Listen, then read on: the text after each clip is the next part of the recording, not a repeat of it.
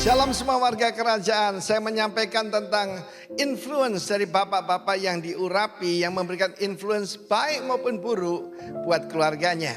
Saya sebutkan tentang Elia, orang Tisbe. Lalu kemudian Hazael, the son of nobody. Dan yang ketiga ini adalah Jehu bin Nimsi. Aneh sekali, sebetulnya dia punya papa namanya Yosafat.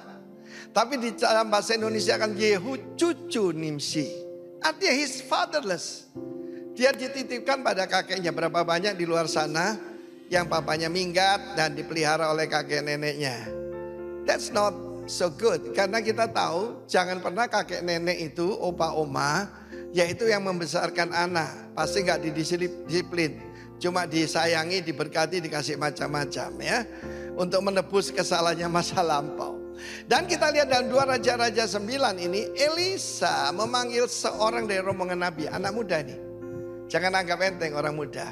Ikat pinggangmu, bawa buli-buli berisi minyak ke Ramot Gilead. Urapi cari Yehu bin Yosafat bin Nimsi. Lalu kemudian urapi dia. Kemudian dia ketemu dan Yehu ini seorang captain, seorang sar, pemimpin. Tetapi saudaraku bukan pemimpin yang lalu tinggi. Sekali lagi, Tuhan bisa ngangkat orang dari dalam debu, oke? Dan firman Allah berkata, telah kuurapi engkau menjadi raja dari Israel. Kemudian dia pergi saudaraku, dia melarikan diri dan karena tugasnya selesai. Tapi pada saat itu kan ini kumpulan para panglima tentara Israel. Apa yang terjadi dengan orang tadi itu?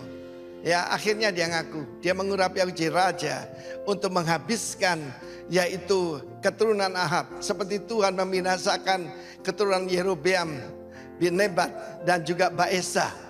Dan pada saat itu saudaraku mereka semua berkata, Yehu raja. Kalau saudara perhatikan pertama-tama itu kalau dia mengendarai kereta ini ya. Kereta perang itu seperti orang gila katanya. Pernah ketemu orang-orang seperti itu? Ya saudaraku, seperti mau menarik perhatian pada dirinya. Something very wrong saudara.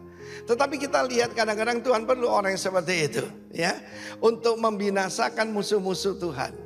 Dan kita lihat bagaimana di dalam kehidupan daripada Yehu.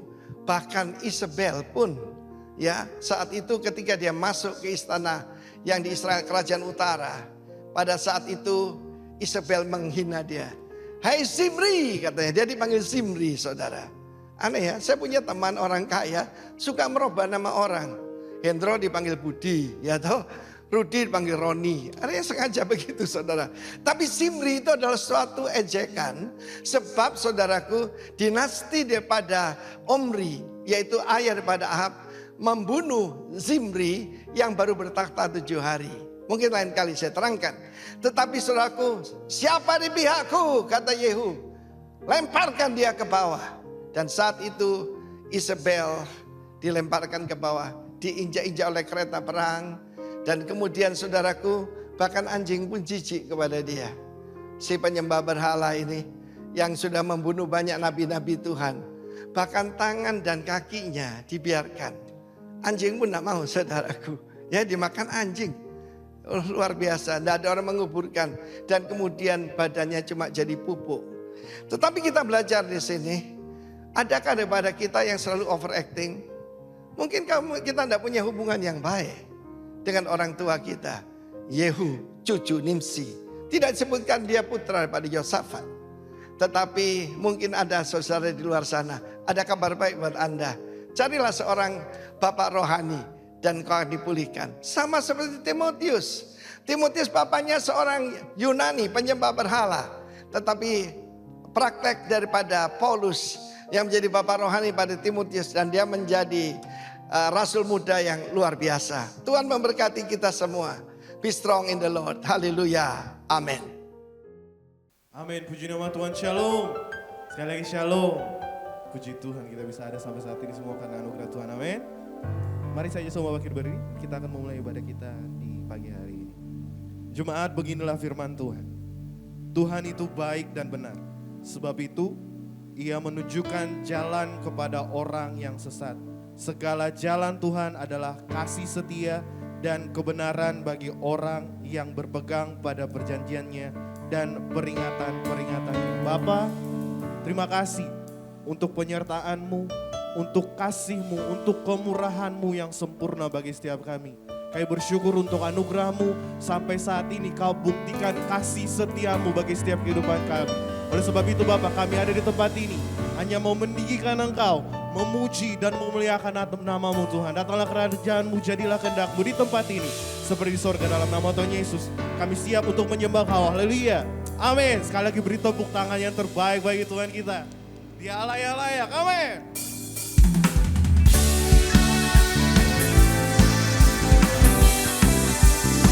Tepuk tangan bagi Tuhan dong.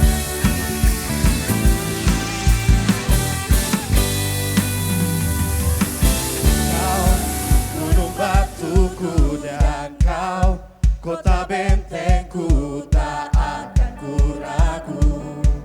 Kau menjamin hidupku. Kau keselamatan dan Kau yang membelaku, tak akan ku takut. Kuasa-Mu di dalamku, walau badai menerpa di dalam hidupku ini.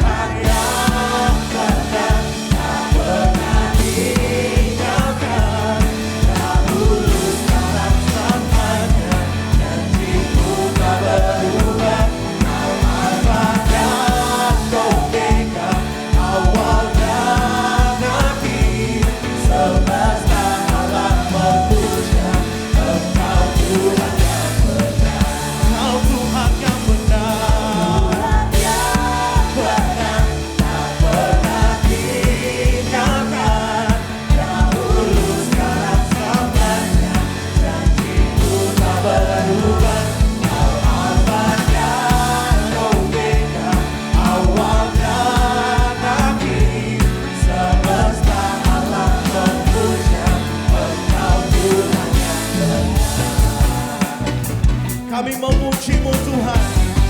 Kau Allah yang besar bagi kami. Thank you Lord.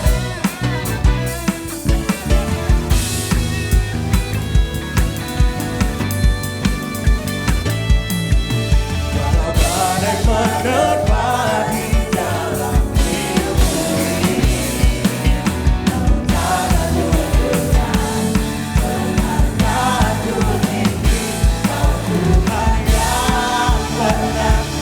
Pernah tinggalkan dahulu.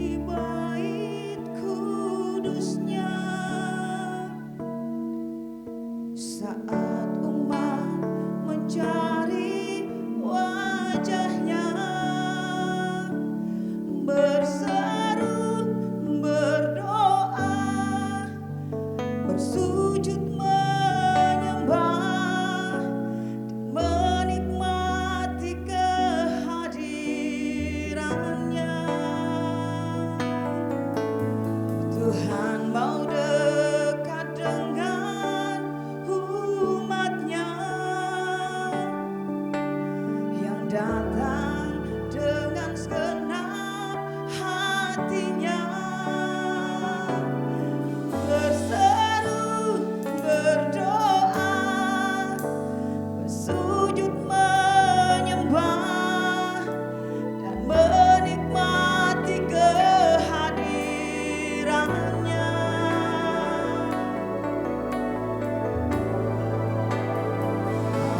Hadiratku memandu hidupku,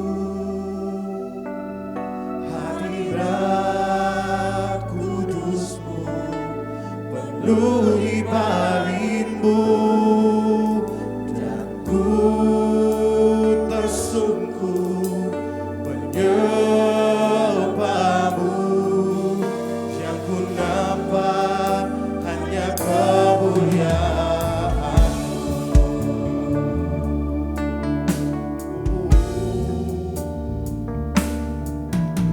Tuhan hadir di bait kudusnya, sangat umat mencari wajahnya,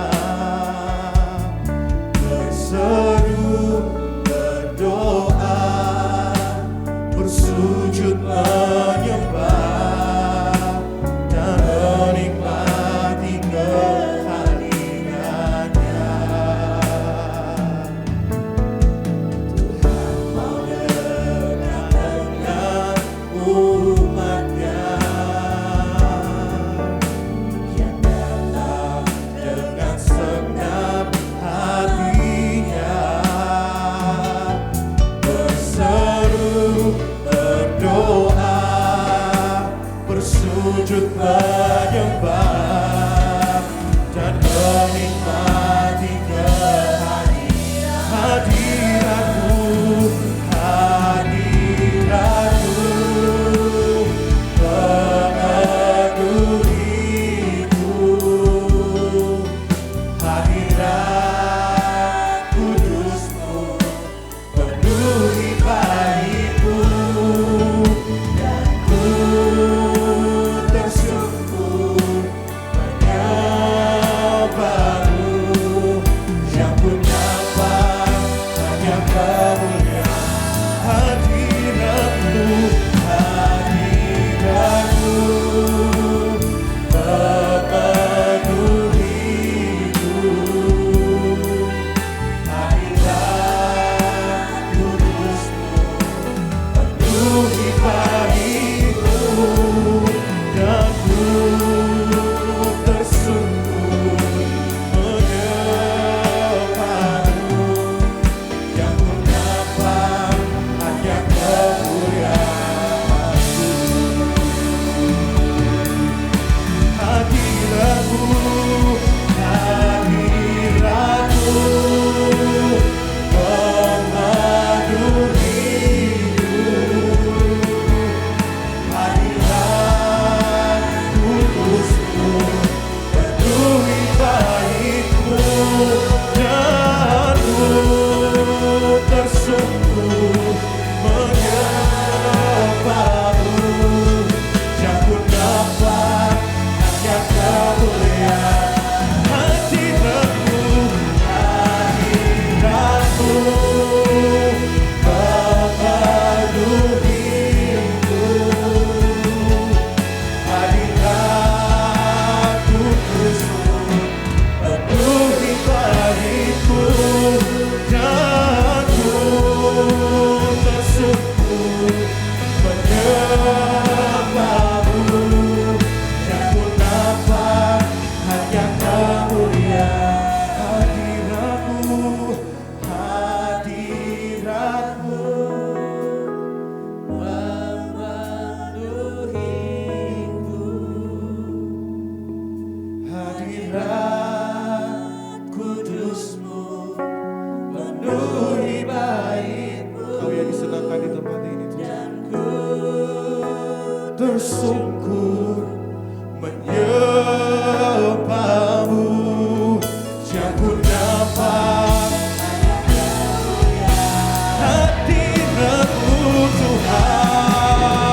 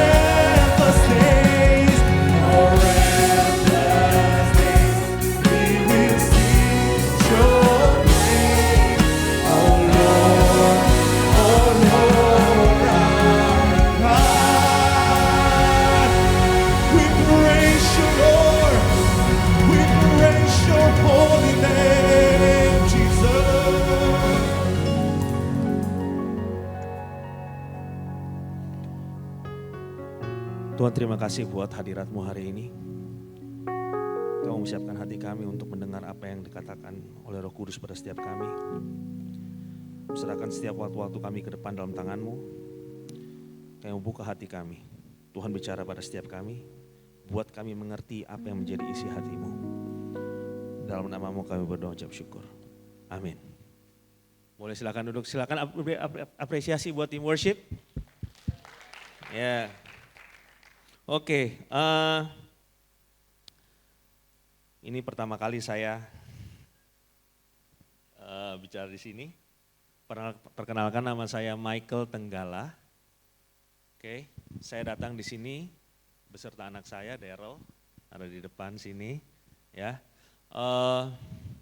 Oke, tolong jangan tegang-tegang ya. Kalau saudara tegang, saya tegang. Oke, santai aja gitu loh, ya. Oke, sebenarnya buat saya datang ke tempat ini itu it's a blessing, ya. Tadi Kak Jo ada telepon, dia bilang gini, thank you udah datang, saya bilang gini, no, ini kehormatan buat saya, karena pressure juga buat saya, karena saya belajar banyak dari gembala saudara. Jadi kita ilmunya sama-sama di satu perguruan gitu kan. Jadi agak pressure juga, saya bilang mau ngomong apa sama gereja yang Kak Jo gembalain, Kak Jo sudah ajar apa aja di sini, ya kan. Anyway, saya punya 2 anak, yang satu di Australia, istri saya masih di Jakarta, jaga gawang, ya kan, sebentar saya di sini. Anak saya yang kecil, tidak begitu kecil, ada di sini, ikut saya ajak, ya kan. Saudara, saya ini lahir besar di sini. Jadi Parekate Jaki.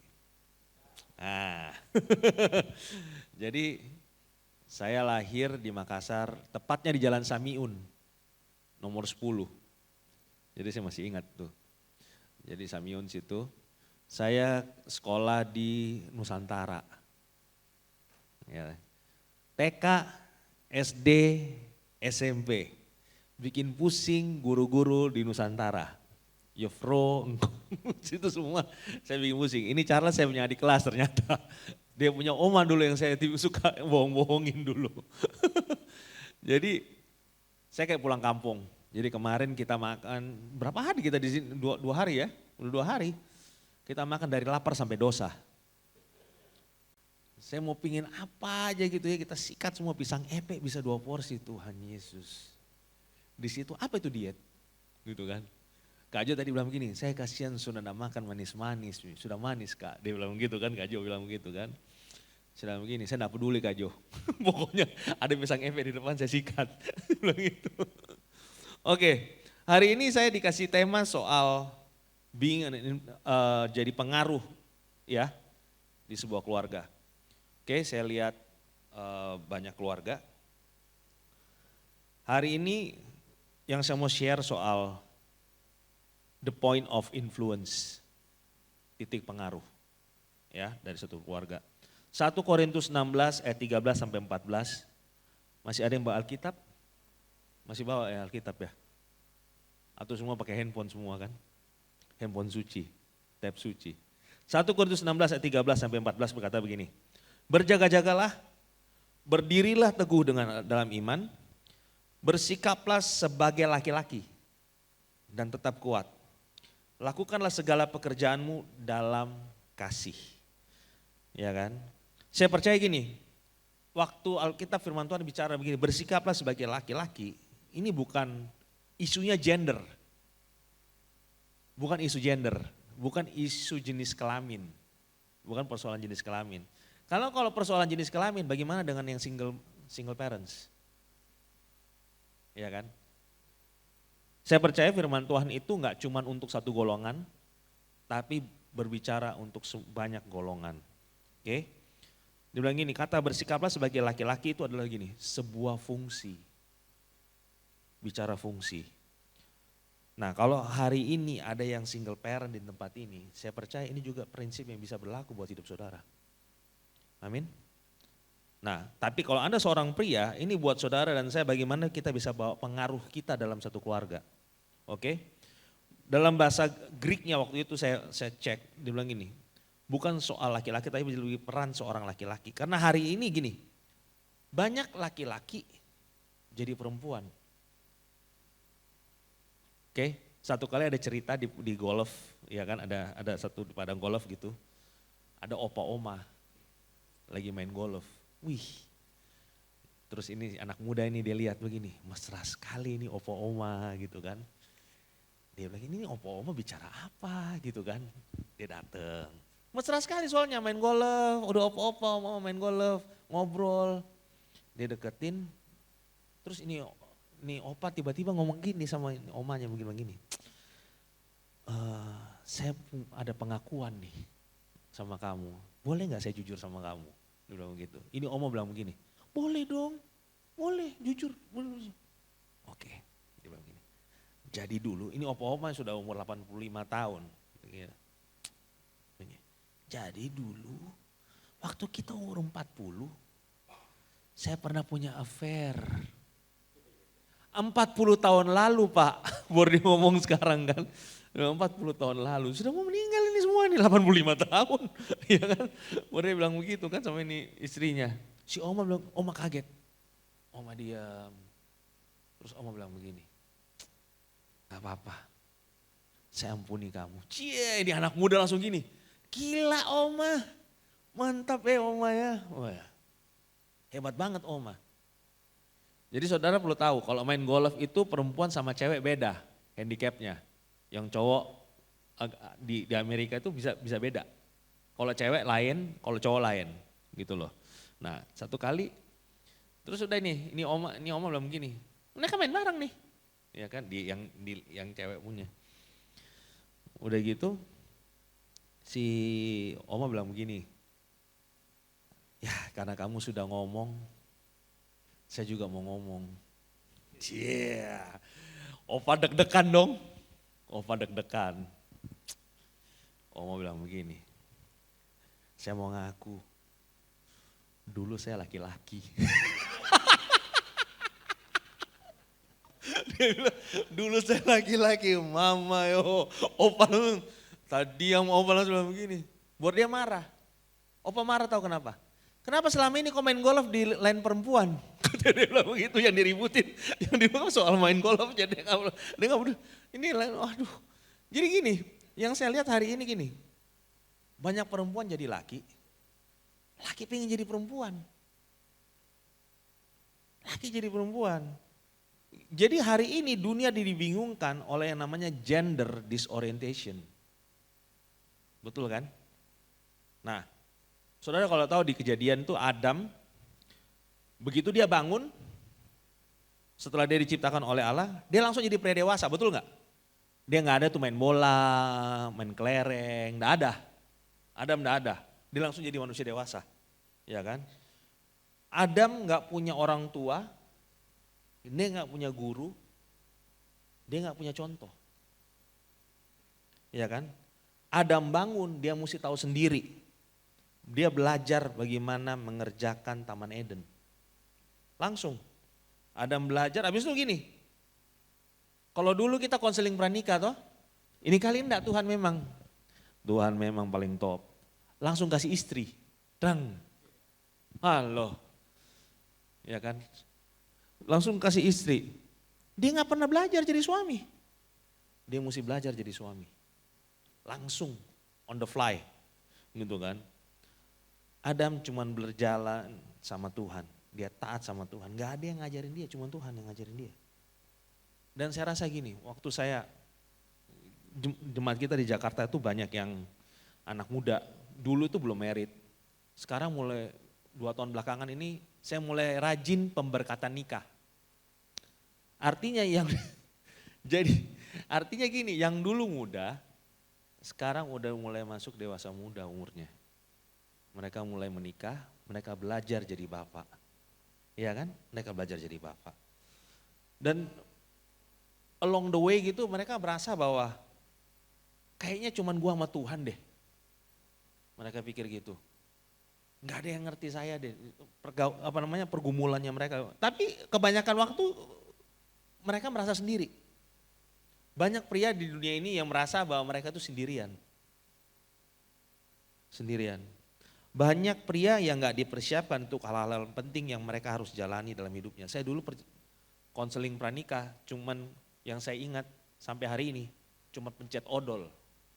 Dari ujung sama dari belakang. Karena cuman itu yang dia ngomong. Cuman itu yang dia ngomong. Dan 7 tahun pertama saya menikah, is very hard. Karena gak tahu apa-apa. Kita nggak dikasih tahu soal macam-macam sampai kita belajar sendiri. Kita mulai belajar sendiri. Dan it's tough gitu loh. Ya kan? Ada satu pendeta di Amerika dia ngomong begini. Kalau Tuhan mau bunuh kamu punya ego, dia kasih kamu istri. Sampai dikasih istri egomu nggak mati, dia kasih kamu anak. Sekarang kita bicara egomu sudah mati atau belum? Kata dia bilang gitu kalau sudah punya anak. Ya, banyak orang tua tahu. Waktu kita punya anak baru kita bilang begini, kita butuh Tuhan. Betul gak? Waktu saya sendiri kita jalan-jalan, bikin kacau, Makassar, apa begitu, jalan-jalan begitu. Kita gak pusing. Ya mungkin karena saya tahu saya om tentara, begitu, jadi kita gak pusing. Cuman begitu kita sudah punya anak baru kita gini, it's hard. Jadi bapak itu susah. Kayak gini, oke lah, kita baca buku, tapi berapa banyak sih buku yang nolong? Berapa banyak yang benar-benar nolong? Konseling pranikah cuma dibatasin 6 bulan ya, habis 6 bulan udah welcome to the jungle, ya kan? Banyak pria masuk dalam pernikahan dalam kondisi nggak siap.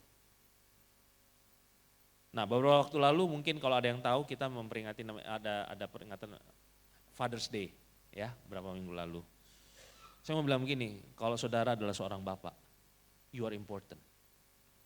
Kamu penting. Kamu penting. Peranan seorang bapak itu sangat dibutuhkan. Waktu Paulus berkata bersikaplah sebagai seorang laki-laki, ini bukan soal siapa yang lebih baik antara wanita dan perempuan. Ini bicara bukan soal siapa yang lebih baik. Kalau mau bicara siapa yang lebih kuat, gini aja. Wanita diciptakan sebagai apa? Penolong. Biasanya yang lebih kuat yang mana? Ya udah, gitu aja.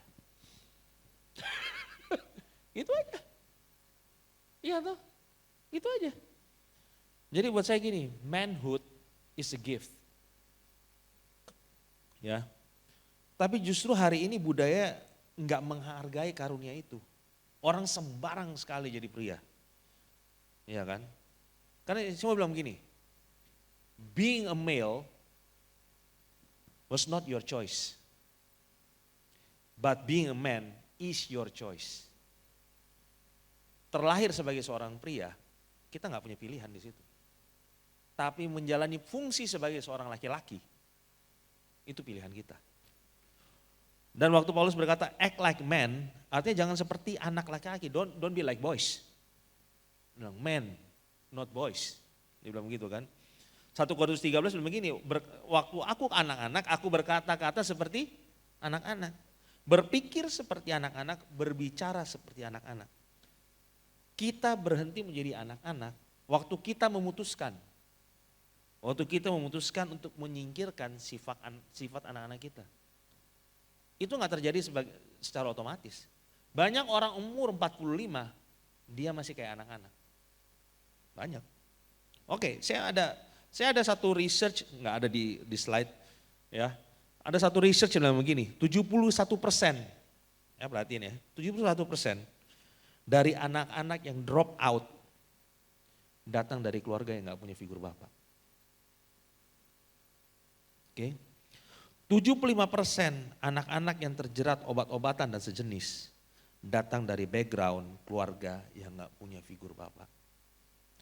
85% isi dari anak-anak lembaga permasyarakatan datang dari keluarga tanpa figur bapak. 90% anak-anak yang kabur dari rumah berlatar belakang fatherless home. 85% anak-anak dengan mental health issues. Latar belakangnya apa? Fatherless. Statistik. If you are single mom, kalau saudara itu single parents, saya berdoa, saya percaya Tuhan akan tolong saudara Dan anak saudara tidak akan menjadi angka di statistik ini. You become anomaly. Kalian akan beda. Kalian mungkin akan jadi part of minority, dari minoritas. Karena janji Tuhan gini, semua yang tertanam dalam bait Allah akan apa? Tumbuh subur. Jadi apa yang kita mesti bikin? Tertanam di bait Allah. Oke gini, opa saya melayani. Ya, opa saya melayani. Opa saya melayani, papa saya melayani. Papa saya melayani. Saya hancur-hancur begini, saya tahu saya selamat karena siapa? Karena bapak saya, opa saya melayani. Mereka bilang begini, saya nggak mau tahu kamu bikin apa, hari Minggu jam 8 kamu di gereja. Bodoh amat, jam 6:30 saya ditarik keluar dari ranjang ke gereja. Jadi kalau tahu saya punya hidup dulu, kalau papa saya ada di sini, papa saya cuma bilang begini, itu hari anak-anak di gereja nanya, om, gimana om, lihat Michael sekarang jadi gembala, katanya gitu. Terus papa saya cuma bilang begini, kamu ngeledek apa-apa, katanya gitu kan. Karena saya tuh nakal banget dulu tuh. Hancur. Kajo sampai geleng-geleng kepala aja kalau lihat saya dulu. Hancur, nakal. Tapi gini, sampai hari ini saya ada di sini, saya percaya bukan karena saya. Karena saya punya papa, saya punya opa yang ngajarin saya disiplin di situ. Saya dulu pikir itu tekanan loh. Buat saya dulu tuh tekanan. Saudara mungkin pikir begini, saya nggak mau kehilangan anak saya mau jadi teman. Kamu gini, kita bukan mestinya jadi teman buat mereka, kita jadi orang tua buat mereka. Kebalik, kita semua jadi teman buat mereka supaya mereka yang apa yang kita bikin hari ini pastikan akan selamatin dia nanti 10 tahun lagi. Ada research bilang begini, anak yang umur 18 tahun ke bawah waktu dia kenal Yesus, dia boleh gone, boleh ngaco hidupnya selama sampai 5-10 tahun ke depan.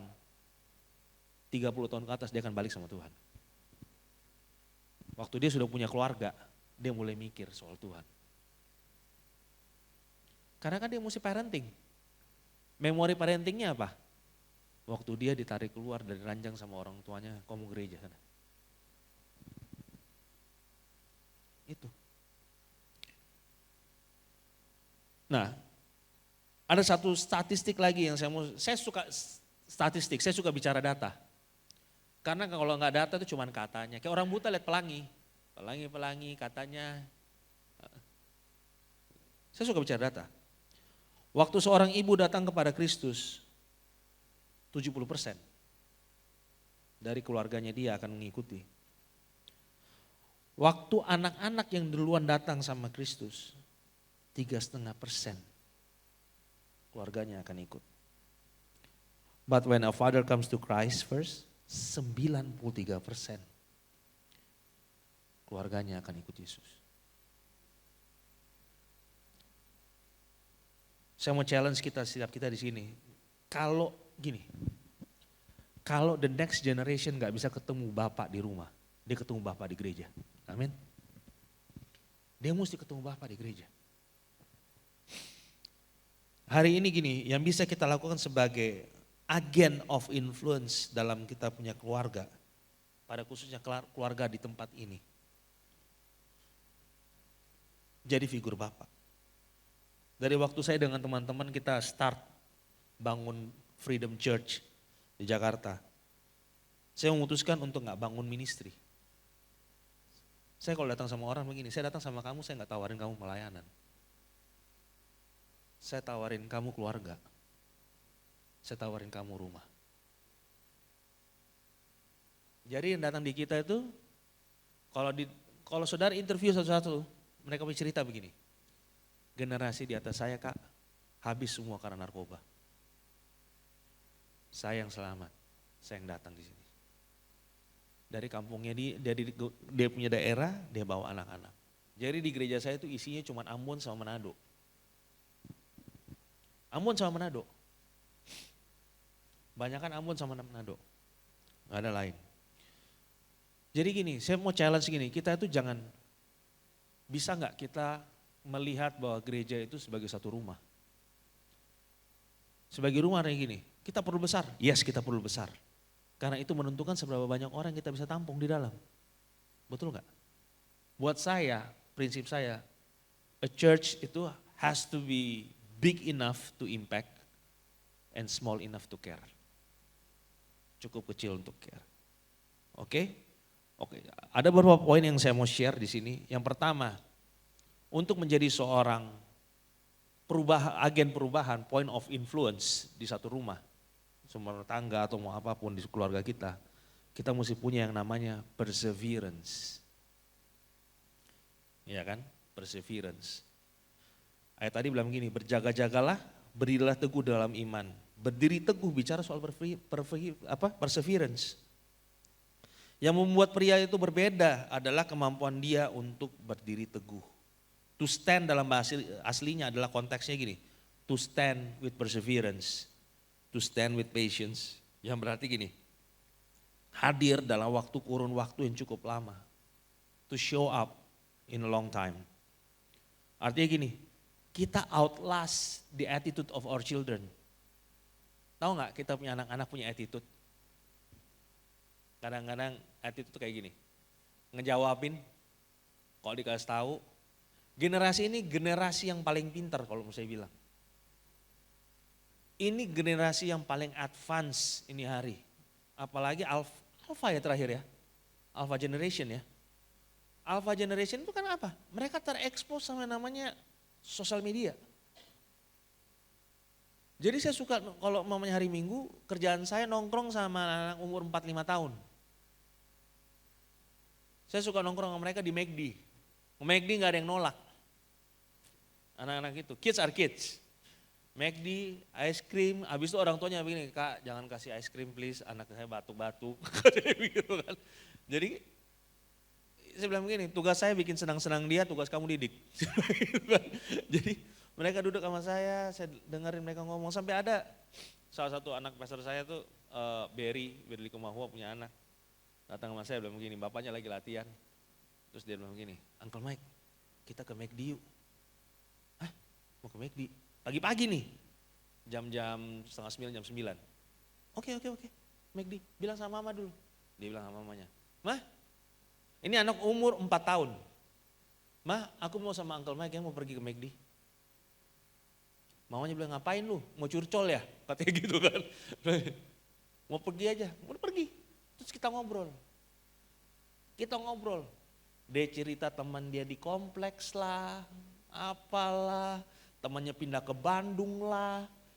Pulang nih, jalan pulang mau ibadah kan. Eje pulang yuk, pulang balik ke gereja. Berdua doang nih kita. Pulang ke gereja, di jalan dia bilang begini, jangan bilang-bilang mama ya. Terus, saya umur 4 tahun gak mikir kayak gitu. Kita mikir umur 4 tahun, saya bilang ini anak. Kita lain makanan kali ini, kebanyakan anak mas dulu. Ya kan? Mereka itu benar-benar generasi yang paling advance. Artinya perseverance gini, kita bertahan dalam musim pernikahan yang sepertinya dingin. Ya kan? Karena setiap kali Tuhan memerintahkan kita sesuatu, artinya gini, sebenarnya kita punya kemampuan untuk melakukan hal itu. Tuhan gak pernah suruh kita melakukan hal yang kita gak pernah bisa bikin. Kita berpikir kita gak sanggup. Karena itu mengganggu kenyamanan kita. Saudara kalau mau growth is outside the comfort zone. Nggak pernah ada growth, tidak pernah ada pertumbuhan dalam zona nyaman. Nggak pernah. Jadi gini, buat saya definisi perseverance adalah kemampuan kita untuk beriman dalam waktu yang lama. Jadi perseverance bisa berarti kita melawan, bertahan waktu ada godaan yang membuat kita kembali sama hidup lama kita. Saya tahu kadang nggak gampang. Tapi di sini pilihan kita menunjukkan siapa kita sebenarnya. Di kitab Daniel 3, seluruh bangsa sedang menyembah patung emas, ya kan? Raja Nebukadnezar bilang begini, setiap kali ada musik, seluruh bangsa harus menyembah patung emas dirinya. Can you imagine? Dan 3 orang memutuskan untuk tidak melakukan itu. Apa yang populer nggak selamanya benar. Hari ini budaya dalam begini, kita ikut apa yang trending, apa yang lagi viral. Yang viral adalah yang benar. Ya kan? Kita lihat kan contohnya kan, di pengadilan yang sopan yang bebas. Ya kan, yang penting sopan. Ya gitu kan. Nah, karena apa yang disodorkan atau dibiasakan sama kita punya budaya, belum tentu sejalan sama kebenaran. Sebagai seorang laki-laki yang percaya Tuhan, kita perlu protek dua hal. Mata dan telinga. Ya kan? Kalau seorang perempuan, kenapa saya bilang laki-laki? Kita nggak operate driven by kita punya feelings. Coba perhatiin gini, kalau ngomong sama laki-laki, dia bilang ngomong gini, saya pikir. Kalau sama ngomong perempuan apa? Saya rasa. Beda. Nebukadnezar udah begini, ada musik, kamu nyembah. Semua rakyat nyembah, ini 3 anak muda nih, dia lihat semua orang tunduk dan mereka memutuskan untuk enggak. Mata telinganya dia, mereka jaga. Enggak kompromi. Saya mau bilang gini, when you stand, God stand with you. Amin. When you stand, God protects you. Waktu ini orang masuk, dilempar kan, habis ini anak-anak dalam perapian kan. Yang keluar apa? Waktu keluar yang terbakar apanya? Talinya kan. Waktu kita pegang teguh sama ketetapan kita, the only thing yang terbakar adalah apa yang ngikat kita. The only thing yang akan terbakar adalah apa yang ngikat kita. Matius 4 ayat 8 sampai 10 bilang begini. Dan iblis membawanya pula ke atas gunung yang sangat tinggi, memperlihatkan kepadanya semua kerajaan dunia dan kemegahannya dan berkata kepadanya, semua itu kuberikan kepadamu jika engkau sujud menyembahku. Perhatiin ya, sujud menyembahku. Maka berkatalah Yesus kepadanya, enyahlah iblis, sebab ada tertulis, engkau harus menyembah Tuhan Allahmu dan hanya kepada dia sajalah engkau berbakti. Nah, waktu iblis bilang soal menyembah, dia bilang sujud. Bahasa Inggrisnya itu bilang sujud, bow down. Ya kan? Yesus jawab dengan menyembah. Konotasi menyembah, Yesus enggak suruh bow down. Dia suruh apa? Serve. Layani. Udah gitu. Interesting ya? Nah, cara terbaik kita sembah Tuhan adalah waktu kita melayani Dia. Jadi ajak anak-anak saudara, anak-anak kita semua untuk mulai melayani. That's the only thing. Warisan terbaik yang bisa kita tinggalkan untuk generasi di bawah kita adalah kegigihan kita pegang janji firman Tuhan. Enggak ada lain. Saudara mau kasih tinggal, saya punya teman. Dia itu punya harta banyak banget. Royal banget. Kalau kasih ke gereja tuh bisa ratusan juta. Sekali-sekali ngasih gitu. Ratusan juta ngasih gitu. Sampai saya panggil sama dia, saya bilang begini, lu kerja apa sebenarnya? Gak ada bro, gue cuma kelola aja aset-aset begini-begini. Bilang begini, gunung dikeruk terus, habis. Kamu mesti kerja. Artinya gini, peninggalan deposito gak jamin. Peninggalan deposito itu gak jamin. Ya kan? Kegigihan pegang janji firman Tuhan itu jaminan. Dan legacy is impossible without perseverance. Legacy warisan itu nggak mungkin ada tanpa saudara gigih, kegigihan. Ya kan? Nah, saya mau ajak saudara baca apa kata Amsal soal legacy. Amsal 13 ayat 22 bilang begini, orang baik meninggalkan warisan bagi anak cucunya. Tetapi kekayaan orang berdosa disimpan bagi orang benar. Keywordnya orang baik meninggalkan, nggak mengambil. Kita mesti meninggalkan sesuatu. Pastikan apa yang kita tinggalkan itu benar. Inheritance bicara soal generational blessings. Satu kekayaan, artinya gini, satu kekayaan ataupun sumber daya yang diteruskan kepada generasi berikutnya. Bisa berupa kemampuan supaya anak-anak itu berjalan lebih jauh dari kita. Bisa berupa kerohanian, emosional, mental, even financial. Yes, bisa. Tapi paling penting adalah kegigihan kita dalam pegang firman Tuhan. Yang pertama perseverance, yang kedua strength. Lalu Paulus berkata tetaplah kuat. Bahasa Inggris berkata be strong, artinya tetap kuat itu ada lagi nih, to increase. Tetap kuat itu bukan cuman bertahan lama-lama. Saudara tahu nggak, orang yang bertahan lama-lama pegangannya dia akan mengendor.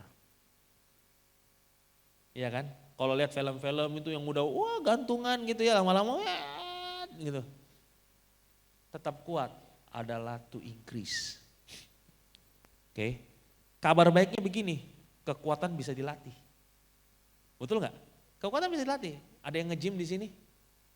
Kita nggak mungkin langsung 30 kilo kan liftingnya kan?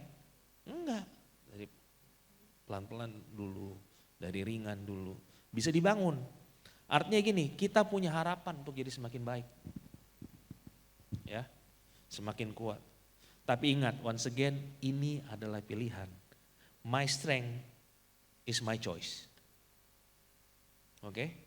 Untuk meningkatkan kekuatan kita itu tanggung jawab kita. Mau lebih kuat apa tidak adalah pilihan kita. Itu keputusan kita.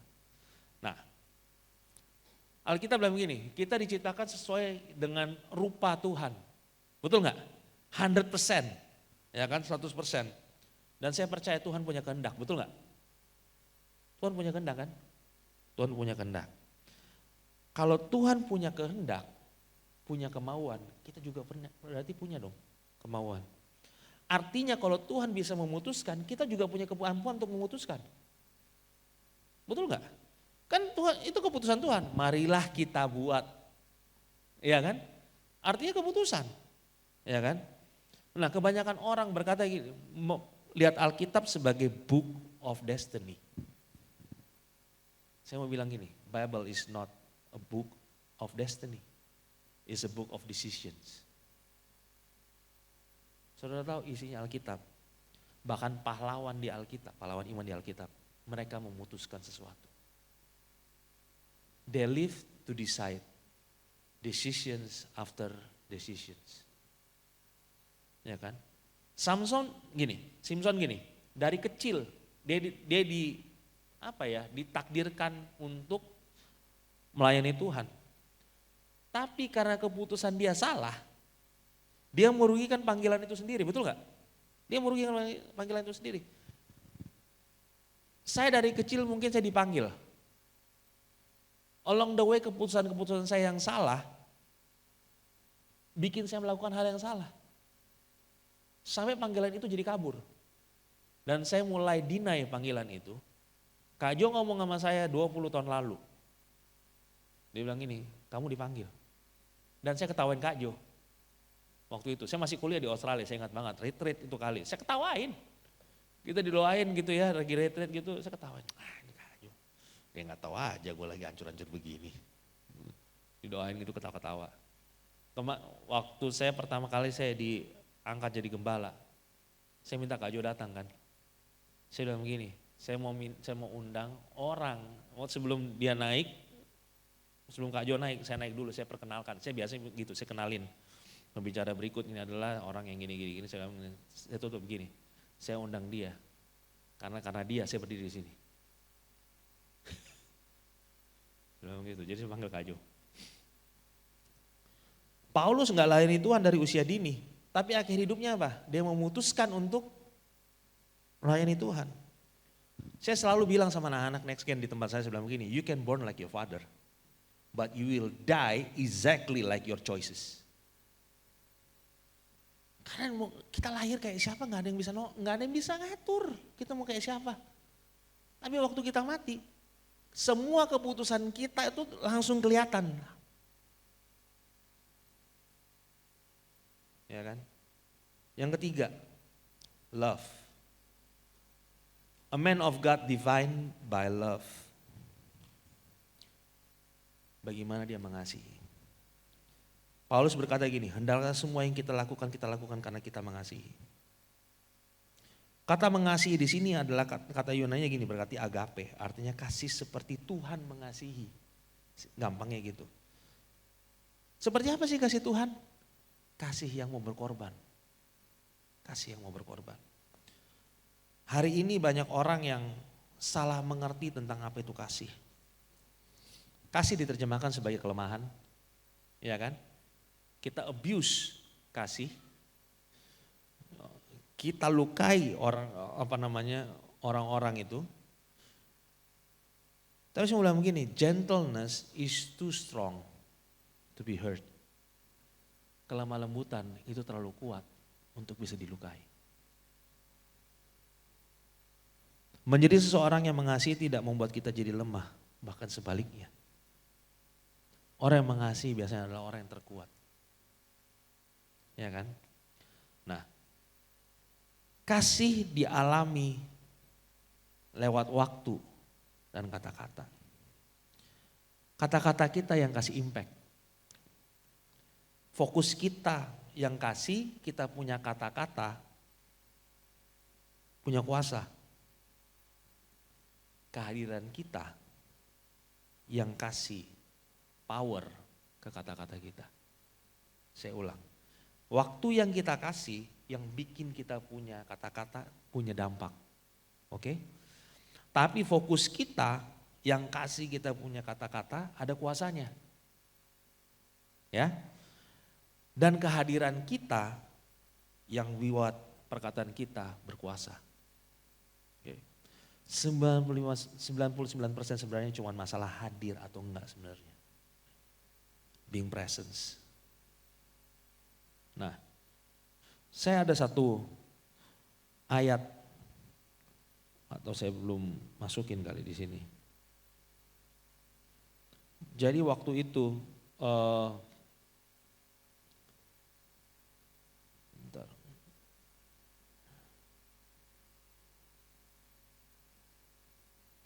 Oke.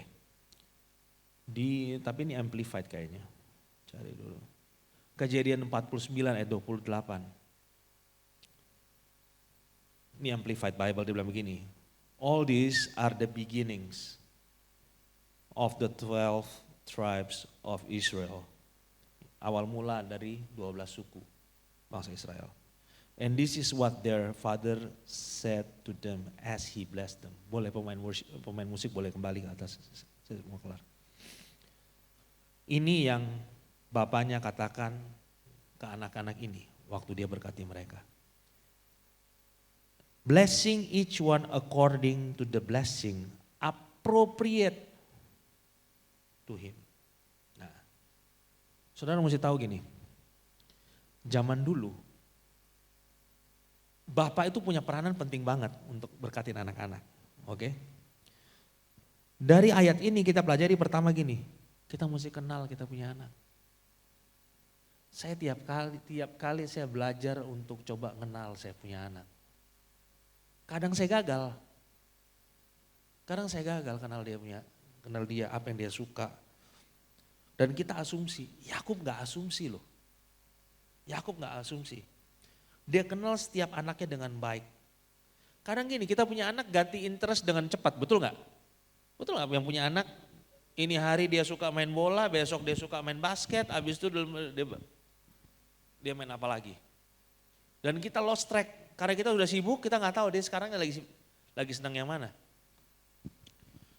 Yakub kenal anaknya, kita seringkali assume, kalau kita mau berkati anak kita gak bisa treat dia itu seperti gini. Kita setting dia sebagai teman yang kita pengen punya. Treat dia sebagai anak kita. Tugas kita ada untuk jadi orang tuanya dia. Ini yang geser di society. Betul nggak? Saudara kalau lihat TikTok begini, jadi teman buat anak-anak, jadi teman buat anak-anak. Untuk certain age ya, untuk umur tertentu ya mungkin bisa. Setelah mereka dewasa bisa. Tapi waktu mereka kecil sampai 7 tahun, 13 tahun, if you don't parent them, you will lose them. Kenali setiap anak kita. Terus bilang gini, bicara dengan anak-anak. Berapa banyak dari kita sebagai orang tua yang biasanya sudah capek kerja, lalu malas ngobrol sama anak di rumah. Kamu tahu nggak? Saudara mesti tahu, ngobrol sama anak itu butuh effort. Ya, butuh effort. Kita kadang-kadang nggak tahu mau ngomong apa. How's your day? Ngapain?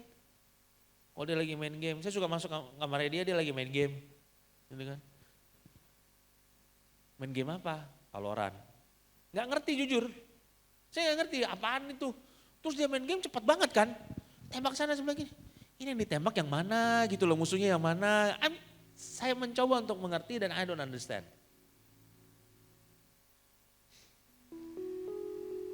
Tapi gini, kalau kita nggak make an effort untuk open conversation, saudara nggak akan kenal dia.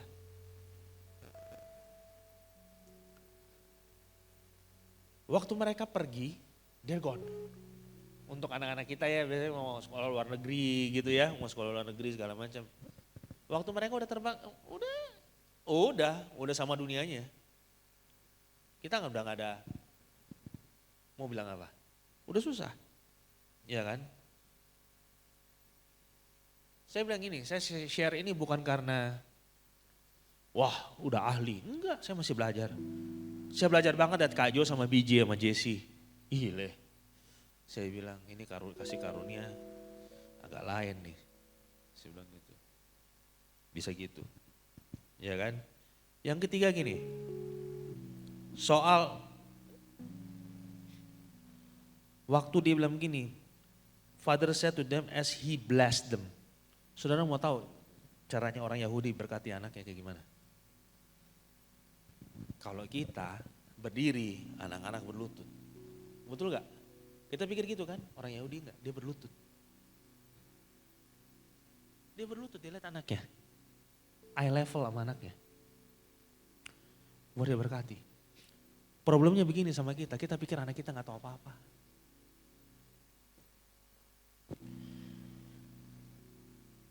Dia itu gini, waktu Yakub eye level sama anaknya, artinya bicara begini. Dia acknowledge ini anak. Kita lebih sering diskon kita punya anak. Anak kecil gak tahu apa. Betul gak? Gak tahu apa-apa, ini anak kecil apa gitu. Saya mau challenge saudara gini, stop bilang gitu sama mereka. Kita selalu bilang gini, janganlah anak gua ntar beginilah, ntar dia gaul sama temannya salah, ntar dia ini segala macam. Kita gak percaya sama kemampuan dia memisahkan mana yang baik, mana yang jahat. Kenapa? Karena kita nggak merasa kita sudah parentum enough. Kita punya kekurangan, kita taruh di dia. Iya kan? Kan kayak gitu kan? Kita pikir gini, oh udahlah, dia mungkin nggak bisa nih, dia nggak bisa. Kita nggak bisa berpikir begitu. Kalau kita cukup, saya lihat banget bagaimana Kak Jo sama BJ sama Jesse, dia lepas BJ sama Jesse. Saya sampai nanya, waktu di Melbourne, Kak Jo gak ada kan? Saya sama BJ sama Jesse duduk. BJ, yang ngatur ibadah di sini siapa? Kita, oh my goodness. Anak umur segitu. Dulu saya umur segitu kita party bos. Dia bisa angkat sound system dong. Dia bisa angkat sound system. Terus yang parahnya orang tua nggak cuman gitu, sudah suka nggak ini sama anak, suka bandingin anak. Berapa banyak dari kita suka bandingin kita punya anak? Kamu kayak si itu dong, gini. Don't compare our kids. Waktu Yesus berkati anak-anak, ada kan cerita di Alkitab kan? Yesus berlutut sama tuh anak-anak. Dia gak duduk-duduk, dia gak kayak di gambar-gambar dia pangku-pangku begitu, enggak. Dia berlutut. Make it count.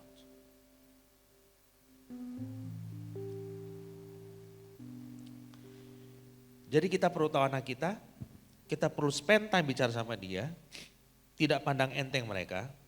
Jadi saya percaya gini, waktu kita melakukan hal-hal ini, ada kasih karunia Tuhan yang turun buat kita mengerti hal-hal yang kita nggak bisa ngerti.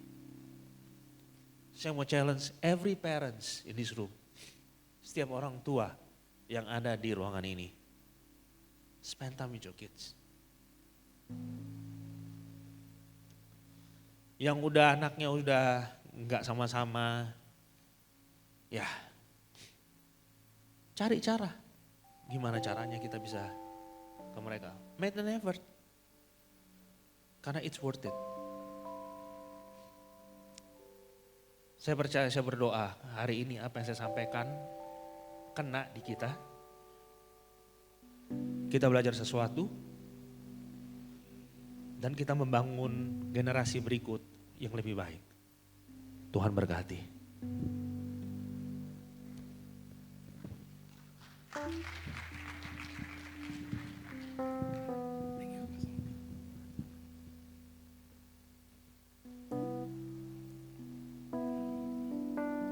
Terima kasih Pastor Michael untuk firman Tuhan yang luar biasa pagi hari ini.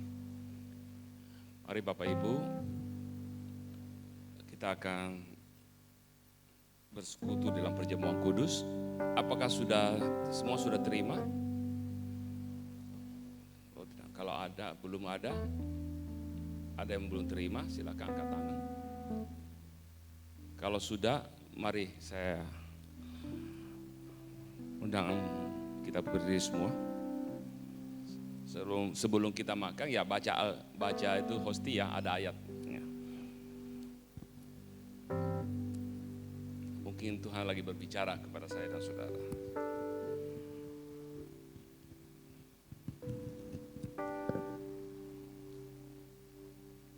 Bersyukur untuk kebenaran yang Kau berikan kepada kami melalui hamba-Mu Tuhan. Supaya kami berperan berfungsi seperti yang Tuhan kehendaki dalam kehidupan kami. Sebagai seorang laki-laki, sebagai seorang suami, sebagai istri, sebagai anak. Tuhan Yesus, kami percaya bahwa melalui keluarga, rencana Tuhan yang luar biasa dan indah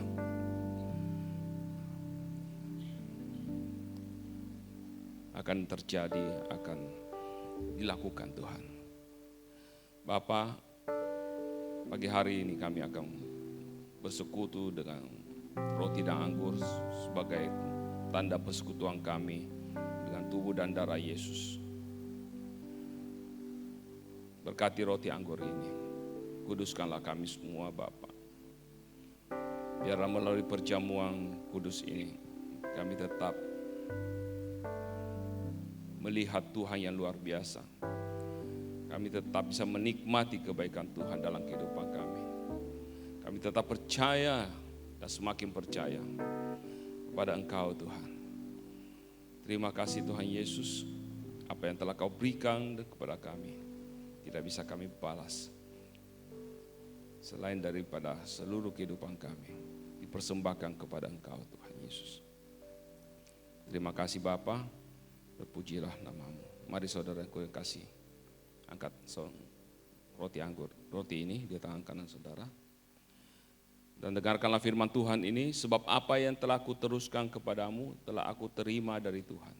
Yaitu bahwa Tuhan Yesus pada malam waktu Ia diserahkan, mengambil roti. Dan sesudah itu Ia mengucap syukur atasnya, Ia memecah-mecahkannya dan berkata, inilah tubuhku yang diserahkan bagi kamu. Perbuatlah ini menjadi peringatan akan aku. Apakah saudara percaya roti yang kita ucapkan syukur ini adalah persekutuan kita dengan tubuh Kristus?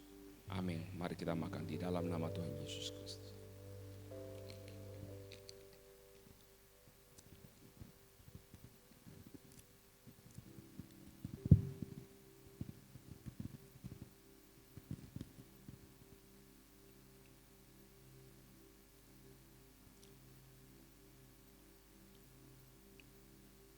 Mari angkat gelas plastik yang berisi anggur ini. Dan dengarkanlah firman Tuhan ini. Demikian juga Ia mengambil cawan sesudah makan lalu berkata, cawan ini adalah perjanjian baru yang dimeteraikan oleh darahku. Perbuatlah ini setiap kali kamu meminumnya menjadi peringatan akan aku. Sebab setiap kali kamu makan roti ini dan minum cawang ini, kamu memberitakan kematian Tuhan sampai ia datang. Apa saudara percaya anggur yang kita ucapkan syukur ini adalah persekutuan kita dengan darah Yesus Kristus. Amin. Mari kita minum di dalam nama Tuhan Yesus.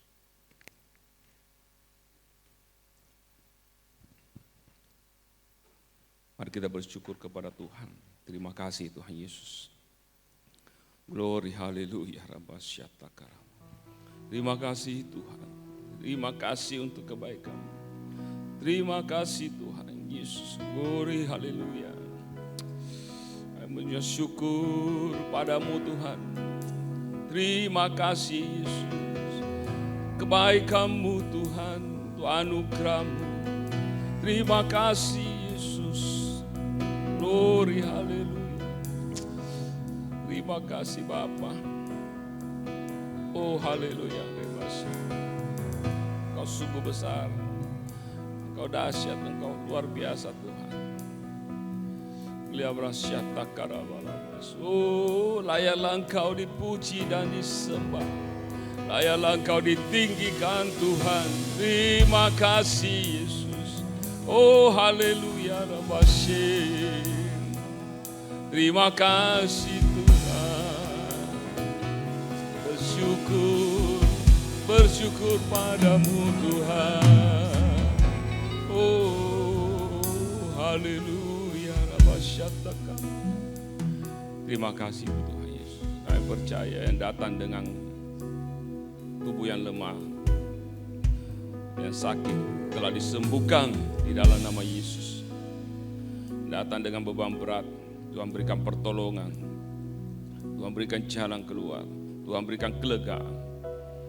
Dan datang dengan pergumulan-pergumulan, Tuhan telah menjawab pergumulan mereka. Terima kasih Bapa di surga, Kau baik, Kau luar biasa. Di dalam nama Tuhan Yesus Kristus, kami bersyukur. Amin. Shalom, selamat hari Minggu Bapak Ibu sekalian. Terima kasih Pastor Michael atas firman-Nya yang sudah dibagikan, yang sangat memberkati kami. Dan ada pengumuman tambahan bagi Bapak Ibu, mari bergabung dalam Rockman dan Rockwoman Fellowship yang akan dilaksanakan bersama Bapak Gembala terkasih kita, Pastor Jonathan Patiasina dan Ibu Marlina Tangkesalu, yang akan diadakan pada hari Selasa tanggal 23 Juli pukul 6:30 malam di Gelai Lantai 3. Dan bagi yang ingin hadir, harap mendaftarkan diri Anda segera pada Ibu Ola dan bisa mendaftar pada pengerja di belakang. Tuhan Yesus memberkati, dan kita akan memberikan persembahan kita dapat melalui transfer, melalui BCA ataupun scan barcode QRIS, dan bisa juga mengambil amplop persembahan di pintu keluar. Dan mari sebelum itu kita satukan hati kita satu dalam doa. Terima kasih Tuhan atas kasih-Mu, atas firman-Mu yang sangat menguatkan kami, yang sangat memberkati kami. Biarlah firman-Mu itu boleh tertanam, bertumbuh dan berbuah lebat dan bisa dinikmati orang. Bahkan Tuhan memberkati Tuhan hamba-Mu yang sudah menaburkan firman-Mu, Pastor Michael. Biarlah dimanapun beliau melayani Tuhan, banyak jiwa-jiwa dimenangkan untuk hormat kemuliaan bagi nama-Mu. Dan kami akan memberi persembahan Tuhan untuk pekerjaan-Mu. Sebelum itu Bapa, kuduskan persembahan kami agar kami boleh pakai untuk pelebaran kerajaan-Mu. Kami yang memberi Tuhan, Kau berkati kami berlipat kali ganda sesuai janji firman-Mu. Bahkan yang sudah setia memberikan perpuluhan, dana-dana misi, dana-dana diakonia, Engkau memberkati, Engkau bukakan tingkap-tingkap berkat-Mu dari surga. Karena itu Tuhan Yesus, ajarkan kami untuk memberikan yang terbaik untuk Engkau. Terima kasih Tuhan Yesus, kami ucap syukur kepadamu. Haleluya. Amin. Amin, puji Tuhan. Kita semua diberkati, amin. Haleluya. Saja semua bangkit berdiri, kita akan mengakhiri ibadah kita di pagi hari.